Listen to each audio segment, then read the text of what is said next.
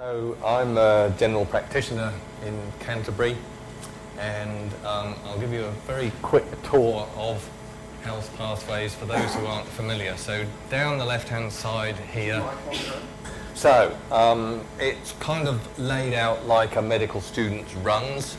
So in medical there is all the different medical specialties, and the reason that we did it like that was not any kind of system, but because we started with chronic airways disease, which happened to be respiratory, and so we stuck respiratory on the left-hand side, and it grew from there. And you can't get respiratory physicians interested in gynecology, so you have to have another section. So it was no more logical than that, but it actually seems to work out okay.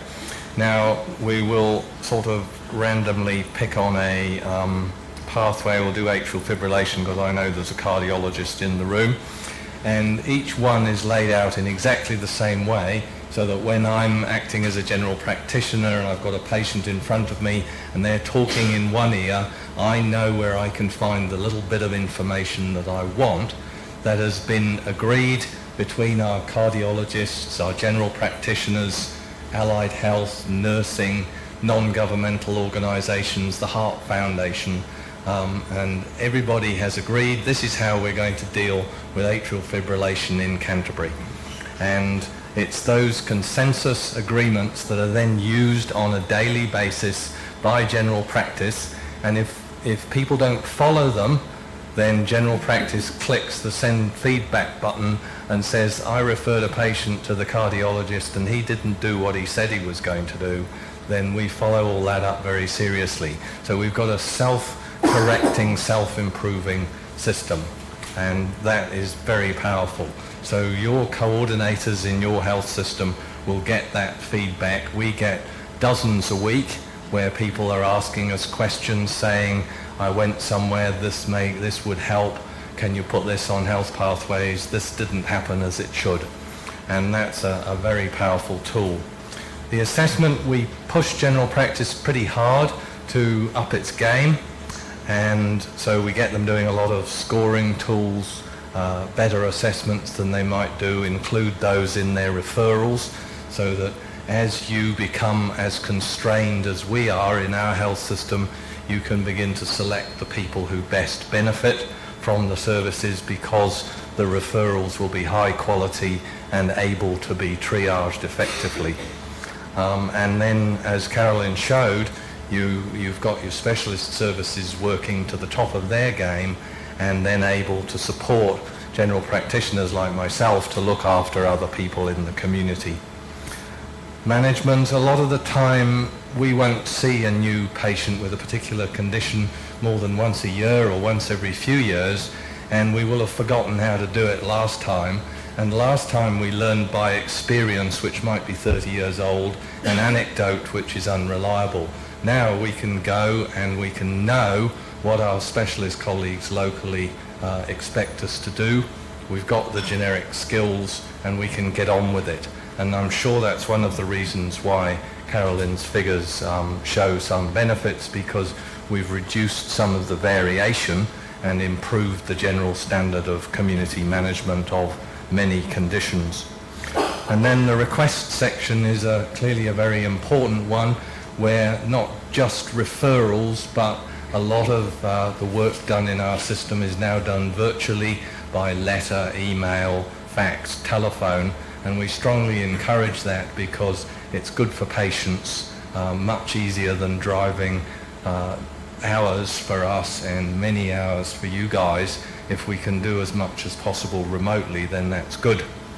Now down the bottom we haven't got any references in here. We put references in selectively for things that are new, things that are contentious.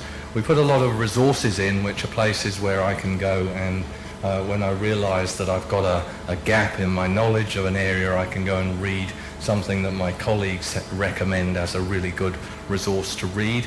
And then health info, Carolyn introduced as patient information.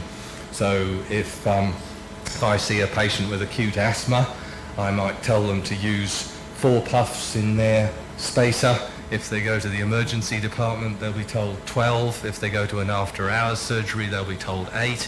And the poor old patients don't have a clue. So the idea is to get consistency of these messages. Probably doesn't matter how many puffs they use, but if they're confused, they won't use any. So we just want to give them the right information so they'll get the right information from the pharmacy, from the general practice, from the specialist teams.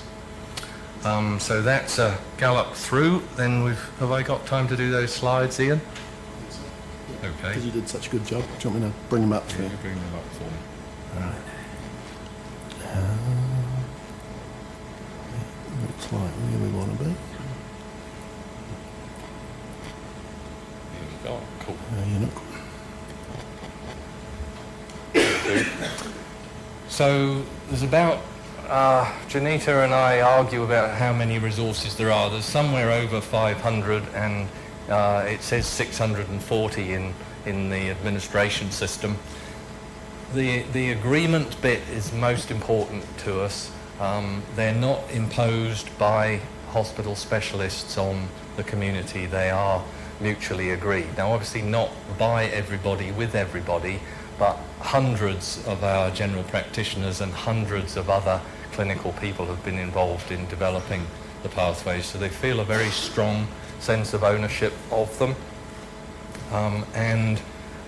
The studies that we've done show that general practitioners and nurses are using them. 69% use health pathways between 6 and 25 times a week, so that's a self-reported survey. And it's quite markedly changed their use of other online resources. Quite interesting, GPs have decreased their use, and a greater number of practice nurses have increased their use. And then this is a rather complicated slide, but the point is that there's a detailed process of getting everybody involved in agreeing them. So it's not it's not done by a general practitioner and a specialist on their own. It's done with a whole load of other people agreeing. And behind it, every bit of information, every email is collected in a complex administrative system, so that if we need to go back and audit the production trail or the version of a pathway that was live at the time that a clinical incident occurred, and health pathways is quoted in a disciplinary case or similar, we can produce exactly what was on the site on that day, which is obviously important from the medical legal perspective. And then you can't just stick a website up and expect everybody to use it. It has to be pushed out through multiple methods of communication, multiple education methods. So it needs to be pushed out through a lot of your other programs. It doesn't stand alone. And one of the most exciting things for me, and why I will leave comfortable Canterbury and come over here, is because I think we have such an exciting opportunity as part of a community, as how it be for us in Canterbury to be able to work with you guys, with Sydney, with Melbourne, Perth, Hobart, Townsville's the only Queensland spot so far, is fantastic. And that should mean that by sharing all these pathways and by joining the Health Pathways community, everybody shares their own work with each other. That's part of the deal. When you've started on COPD in this area, and to do that, your guys have looked at the pathways that have been localized in a number of other areas, chosen the best bits, and will then go out and create your own version. So we'll be able to hopefully get evidence into practice a lot quicker than the 15 years that is often quoted that it takes for a change in evidence to get into practice. If we all work together, we should be able to shorten that a little. And we seem to be growing. So we started in Canterbury, and this slide really annoys me. It's one of Ian's. And we spread over the South Island, and then we went to Newcastle, and Geelong, and then more around New South Wales, and then Townsville, Tasmania, faster, and Western Australia. I think everybody in Western Australia is hopefully coming on board, and so hopefully by next year 12 million people will be covered by this, all with their own localised versions, all sharing what's going on in their district. Janita just set a Twitter feed, whatever on earth that is, going today, and we have a Facebook page and all that stuff. Oh. Right, the partnership thing is most important. So we've got clinical management partnerships, and we've got primary care, secondary care, Medicare, local health district partnerships. It's across the health system, and I think we ought to add in here that it's across professions. So you saw very briefly the statistics for practice nurses. Nursing have found this enormously empowering and have participated greatly in their development. So although the key audience is general practice teams, and it was initially medically driven, a lot more now is nursing focused.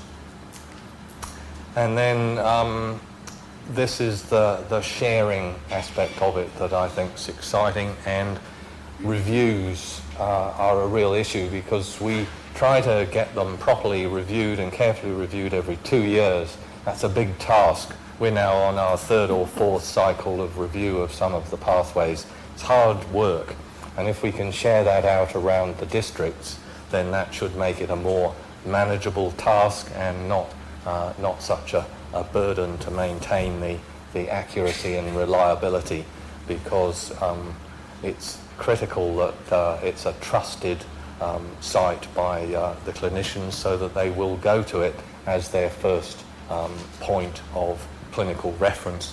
It's used a lot more than by just general practice. It's used in the hospital. It's used by a lot of allied health, a lot of nursing groups, district nurses, well child providers and others. So that's a gallop through again, and that usually takes me about 3/4 of an hour to go through. So You're much better when you've got a time constraint.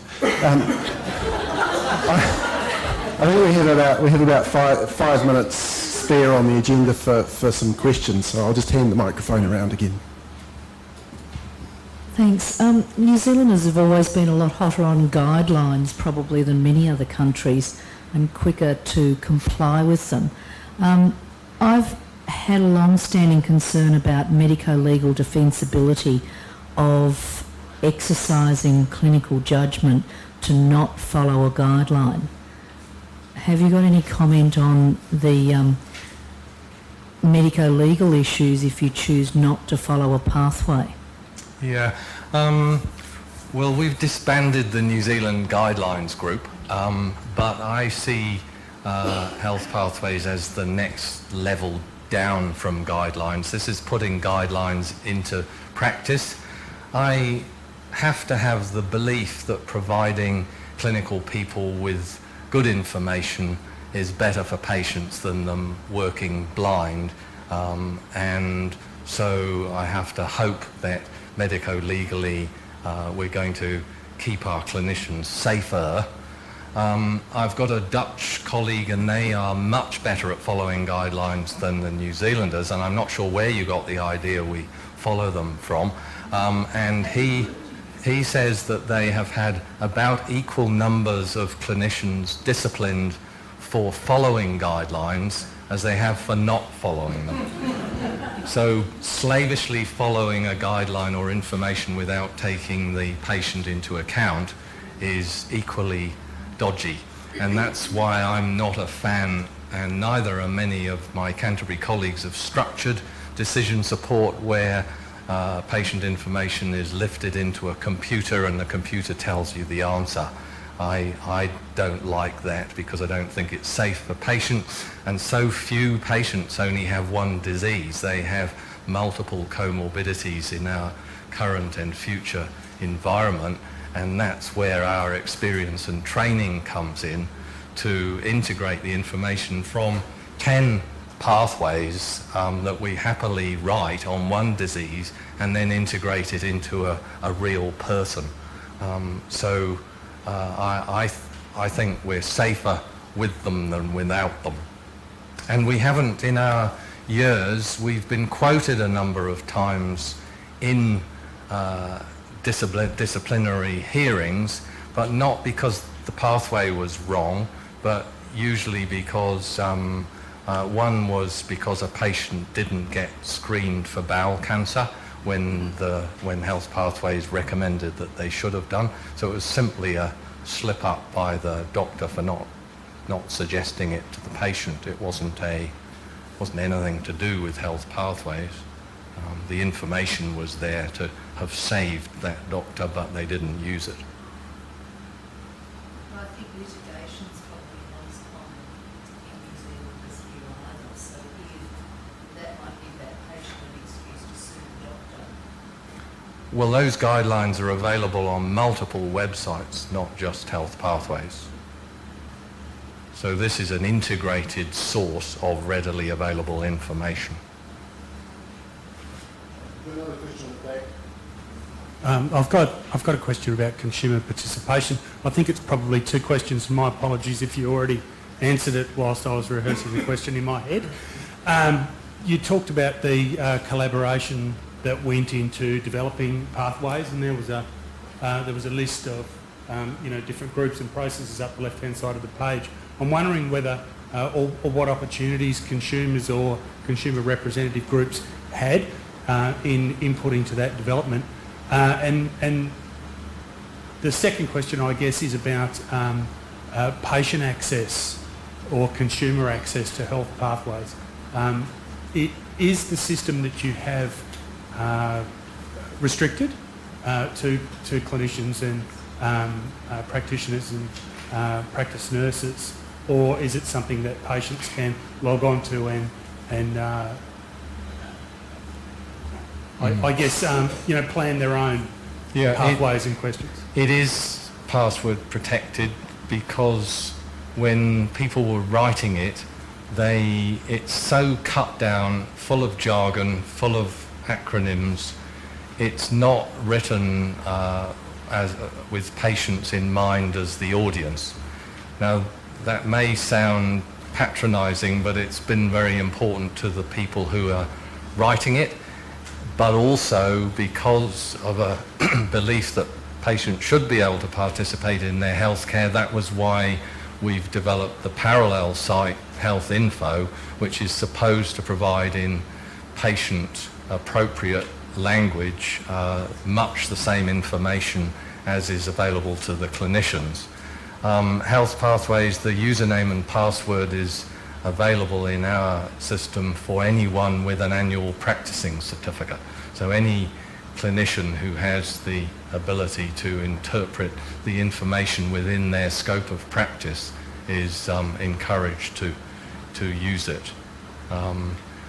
As far as consumer participation goes, we don't involve consumers in every group, but we have tested that with many consumer groups, and they think that they're quite happy for clinicians to work out their own issues and agreements on their own in a safe environment, as long as they then test the conclusions and the changes to the healthcare that they come to, as long as they then test them with consumers afterwards and are willing to genuinely modify the recommendations so that they're patient-friendly. On the whole, our consumer groups have been absolutely delighted that we have done all this, because they say it smooths their way.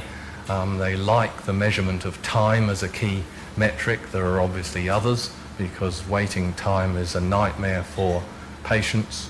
And we've had great support from many patient groups. I think it should be the last question.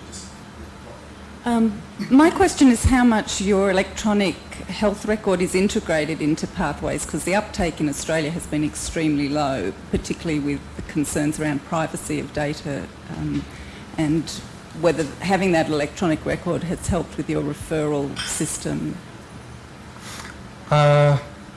It's not integrated with the practice management software, except that there's an icon on the desktop to click that doesn't require a password to get into it. The same in the hospital. If you're within the intranet, it's freely available. It is just information on a website. It's not fully integrated. Is that what you meant? Yeah. Thank you.